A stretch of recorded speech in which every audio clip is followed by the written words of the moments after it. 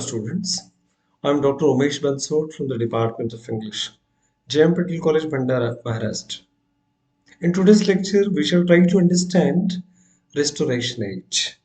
English literature के background portion में semester 2 में जो इम्पोर्टेंट पोर्शन हमें समझना है उसमें रेस्टोरेशन पीरियड को समझे बगैर, रेस्टोरेशन एज को समझे बगैर बाकी सब घटनाओं को और उनके क्रम को समझना मुमकिन नहीं होगा।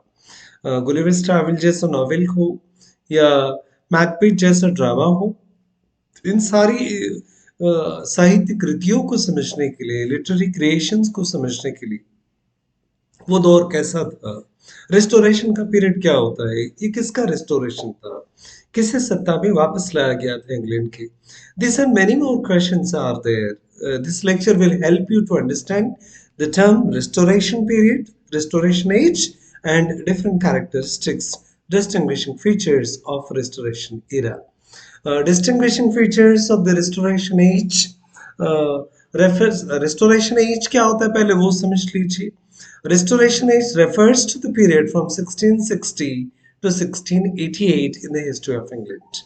इंग्लैंड के इतिहास में 1660 ईस्वी से लेके 1688 ईस्वी तक का जो समय रहा है उसे हम इंग्लैंड के इतिहास में रेस्टोरेशन एज के नाम से जानते हैं। अब ये कौन से दो अलग अलग साल है, तारीख है, क्या हुआ था इसके बीच में। The term restoration refers to the restoration of monarchy.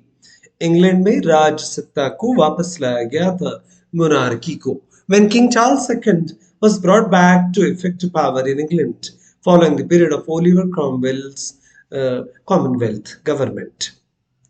Oliver Cromwell ने बगावत की, चार्ल्स फर्स्ट का मर्डर हुआ था, एग्जीक्यूट किया गया था उन्हें, और चार्ल्स सेकंड इंग्लैंड छोड़कर भाग गए थे।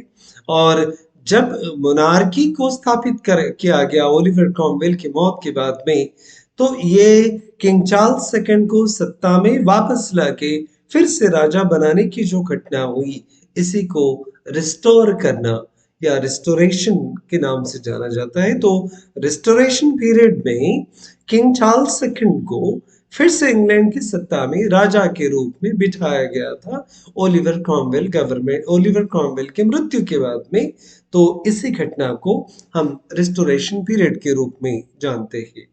And it is also the restoration of the church of England. पर रिस्टोरेशन सिर्फ चार्ल्स सेकंड का नहीं हुआ, ये restoration, this was the restoration of English church also. England की सत्ता में, इंग्लैंड के सत्ता की गलियारों में चर्चेस ने जो अपना महत्व खो दिया था, वो महत्व फिर से इंग्लैंड के चर्चेस का अंडरलाइन हो गया रिस्टोरेशन पीरियड में।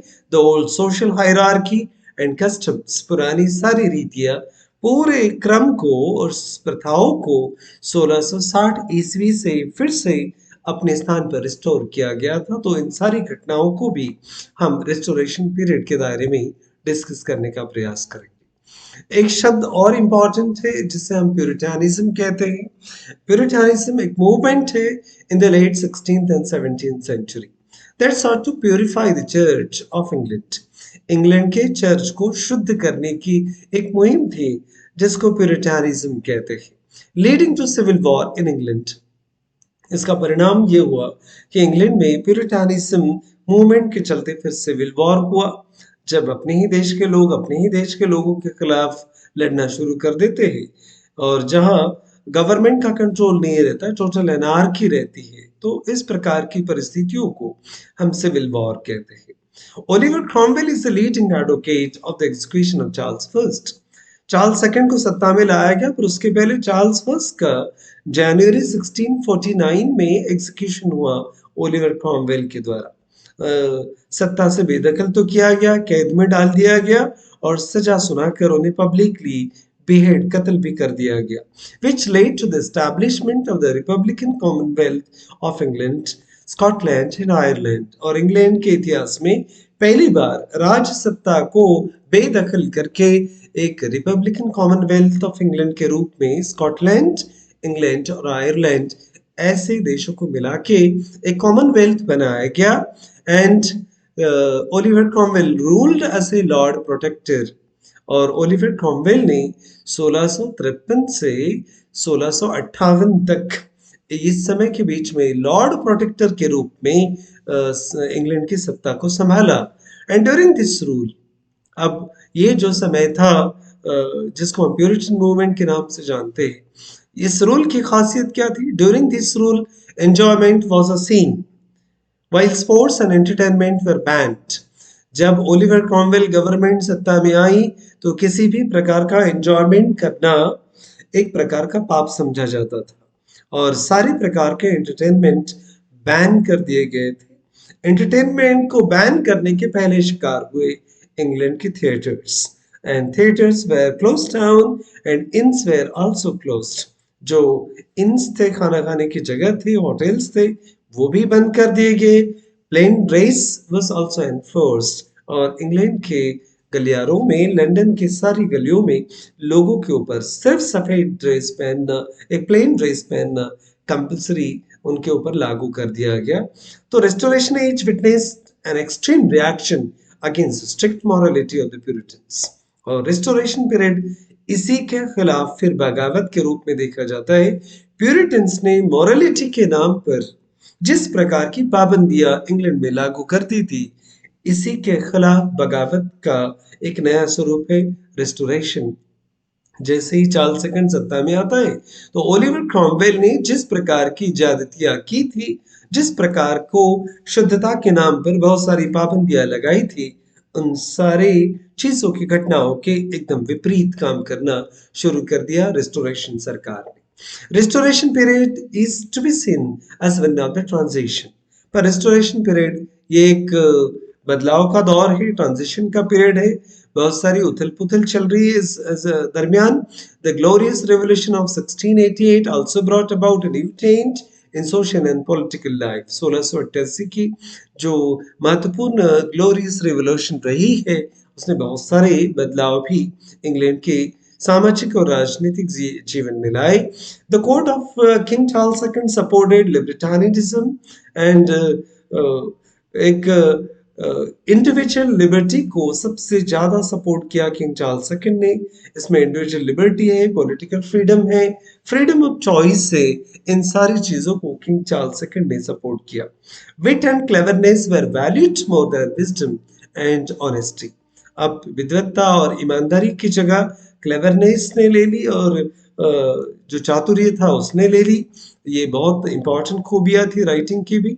Charles second return from exile in a French court, bringing with him the atmosphere of hedonistic, एक प्लेजर और सेंसुअलिटी से भरा, जिसमें सेल्फ इंडल्जेंट ज्यादा था। लोग सेंसुअल चीजों की तरफ, एंजॉयमेंट की तरफ ज्यादा झुके हुए थे। तो फ्रेंच का जो भी कल्चर एग्जाइल रहने के दौरान चार्ल्स सेकंड ने देखा है, वो पूरा एक फ्री कल्चर इंग्लैंड में आ गया था। And liveliness English English court, और ये सारी चीजें फिर इंग्लिश कोर्ट में इंग्लैंड के दरबार में दिखने लगी। Roundheads were the supporters of the parliament of England. कुछ जैसे प्यूरिटनिज्म, ये मूवमेंट को समझना जरूरी है, वैसे राउंड हेड्स को भी आपको समझना जरूरी है। कैवेलियर्स और राउंड हेड्स, ये शब्द बार बार आपको सुनाई देंगे। राउंड हेड्स ऐसे कुछ सपोर्टर थे जो पार्लियामेंट को सपोर्ट करते थे। इंग्लैंड के सिविल वॉर के दौरान दो अलग अलग गुटों में इंग्लैंड डिवाइड हो गया था। कुछ पार्लियामेंटेरियंस थे जो चार्ल्स फर्स्ट के अगेंस्ट में लड़ रहे थे, और कुछ राजा के सपोर्टर्स थे जिनको हम कैवलियर्स के या रॉयलिस्ट के नाम से जानते हैं। तो राउंड हेड्स और कैवलियर्स, ऐसे दो अलग अलग गुट हमें इस दौरान सिविल वॉर के दौरान इंग्लैंड में मिलते हैं। And parliamentarians were known as roundheads and they fought against king Charles second, Charles first of England and his supporters. King के जो सपोर्टर थे, they were known as cavaliers और royalists, who claimed rule by absolute monarchy and the principle of the divine right of kings। दैवीय राजा का सिद्धांत, राजा भगवान के द्वारा चुना गया प्रतिनिधि है और उसी को राजा के रूप में देश के ऊपर शासन करने का अधिकार है। इस प्रकार का विश्वास कैवलियर्स करते थे और इसी विश्वास के कारण उन्होंने चार्ल्स फर्स्ट को सपोर्ट किया। A major influence of the time was that of France, और सबसे ज्यादा प्रभाव पड़ा है फ्रांस का। The royals who returned from France brought with them an admiration for everything French and the French influence could be found in philosophy, literature, theater, and social behavior of the Wits. और इस दौरान जब Charles first के execution के बाद Charles second सत्ता में वापस आए एग्जाइल से, तो फ्रेंच सत्ता का प्रभाव फ्रेंच कल्चर हो या लिटरेचर हो, फिलोसॉफी हो, थिएटर्स हो, इन सारी चीजों का प्रभाव इंग्लैंड के जीवन पर दिखने लगा था। And restoration period is also known for two great calamities. Restoration Charles second का जब हुआ तो ये जो दौर है दो अलग अलग बहुत बड़ी कैलेमिटीज के लिए, नैसर्गिक दुर्घटनाओं के लिए जाना जाता है। इसमें एक प्लेग था इंग्लैंड का और the great fire of London. This calamities considerably affected the attitudes and outlooks of the English people. इन दो घटनाओं ने पूरे इंग्लैंड को झंझोड़ कर रख दिया और लोगों के एटीट्यूड में, देखने के नजरिए में बहुत सारा परिवर्तन भी आया। जिसको हम ग्रेट प्लेग कहते हैं वो लंदन का एक एपिडेमिक है, जैसे कोविड को हमने भुगता है, तो इसी प्रकार का एक एपिडेमिक, एक बीमारी फैली हुई थी प्लेग के रूप में, that ravished London England from 1665 to 1666। एक 1.5 साल के समय तक ये बीमारी वहां पर चलती रही। City records indicate the some 68,596 people died. 68,000 से ज्यादा लोग इस बीमारी का शिकार हुए, अपनी जान गंवा बैठे इस एपिडेमिक में।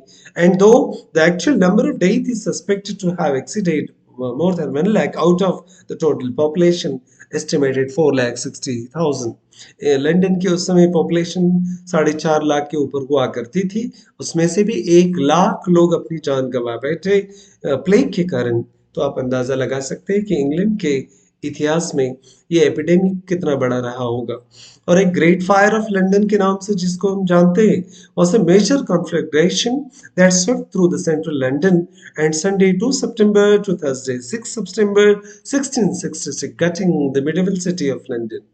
एक मध्यवर्ती जो शहर का हिस्सा रहा है लंदन का, वो 2 सितंबर 1666 से लेकर 6 सितंबर 1667 तक तकरीबन 4-5 दिन लंदन जलता रहा। The old Roman city wall while also extending past the wall to the west। और इन दो घटनाओं का इंग्लैंड के जीवन के ऊपर बहुत ज्यादा प्रभाव रहा है। तो इन सारी घटनाओं के मद्देनजर रिस्टोरेशन को, चार्ल्स सेकंड की सत्ता को भी हम असेस कर सकते हैं, समझ सकते हैं। The restoration period begins in 16 AD. कुछ विशेषताएं समझ लो कि रिस्टोरेशन पीरियड 1660 ईस्वी में शुरू होता है। The year in which king Charles second was restored to English throne. ये वही साल था जब चार्ल्स सेकंड को इंग्लैंड की सत्ता में वापस लाया गया था। Charles had no legitimate heir. His brother James, a Catholic, was assigned the throne after Charles। Charles का अपना कोई वारिस नहीं था, तो चार्ल्स सेकंड के बाद में जेम्स जो कैथोलिक थे विश्वास से, वो सत्ता के वारिस बनते ही चार्ल्स के बाद में। इसमें राइज ऑफ न्यो क्लासिज्म हुआ है। नए दौर का एक साहित्य क्लासिकल थ्योरी को फॉलो करते हुए एक नए तरीके से क्लासिकल जैसे राइटिंग लिखने का प्रयास किया गया। The restoration marks a complete break with the past and the people believed in the present, the real and material. फिर लोग भूतकाल की बजाय वर्तमान काल में जीने का महत्व ज्यादा समझने लगे थे, जो रियलिटी है और मटेरियल चीजों की तरफ इस दौर में ज्यादा झुकने लगे थे। Imitation of the ancient masters एक important feature रहा है। The authors of this period were not endowed with exceptional literary talents, so they turned to the ancient writers, in particular to the Latin writers, for guidance and inspiration। बहुत ज्यादा प्रभावशाली writers इस दौर में नहीं देखे जा सकते। इन लोगों ने जब राइटिंग की बात आती है तो इन्होंने लैटिन राइटर्स को कॉपी करने का प्रयास किया और रोमन लिटरेचर को, लैटिन लिटरेचर को इंस्पिरेशन के रूप में वो हमेशा देखते रहे। Imitation of the French masters, हमने बार बार कहा है कि चार्ल्स सेकंड जैसे ही इंग्लैंड में सत्ता में वापस आते हैं तो फ्रेंच प्रभाव को नकारा नहीं जा सकता। तो चार्ल्स सेकंड के जो भी सहकारी थे, they spent the period of exile in France and they demanded the poetry and drama should follow the style in which they had become accustomed in France। बहुत दिनों तक वो फ्रांस में रहे, तो इंग्लैंड में आने के बाद जो ड्रामा है, जो पोएट्री है, वो भी फ्रेंच लिटरेचर जैसे ही हो, इस बात के ऊपर ये लोग ज्यादा एम्फेसिस करने लगे। and correctness and appropriateness. The work of the authors of the Restoration period was imitative and limited quality, एक अनुकरण था, कॉपी थी और लिमिटेड था क्वालिटी के बारे में. Since they lacked creativity, the flight of imagination, they abandon freedom altogether and slavishly followed the rules. अब सिर्फ लकीर के फकीर बनकर इस समय रहे हैं लोग, लैटिन लिटरेचर को फॉलो करने का प्रयास किया, सिर्फ रूल्स को ध्यान में रखा, क्रिएटिविटी का लॉस इस समय में हमें दिखाई देता है. तो कुल मिलाकर रेस्टोरेशन पीरियड बहुत उथल पुथल से भरा हुआ, प्लेग की बीमारी है, ग्रेट फायर ऑफ लंदन है, चार्ल्स फर्स्ट का एग्जीक्यूशन है, चार्ल्स सेकंड का सत्ता में आना है. लिटरेचर में बहुत ज्यादा कुछ कंट्रीब्यूशन यहाँ राइटर्स का दिखता नहीं है. तो कुल मिलाकर restoration period is a period of transition. I hope that this discussion will definitely give you idea about restoration period. restoration period क्या होता है, क्यों इसको restoration कहते हैं, क्या क्या हुआ इस समय में, कौन सी महत्वपूर्ण घटना आई थी. These all things I tried my level best to discuss in this lecture. I hope this discussion will definitely help you to understand the term restoration age or restoration period. The lecture is also available for you on YouTube at Grammar Planet by Dr. Umesh Bansood. Thank you very much for watching this video.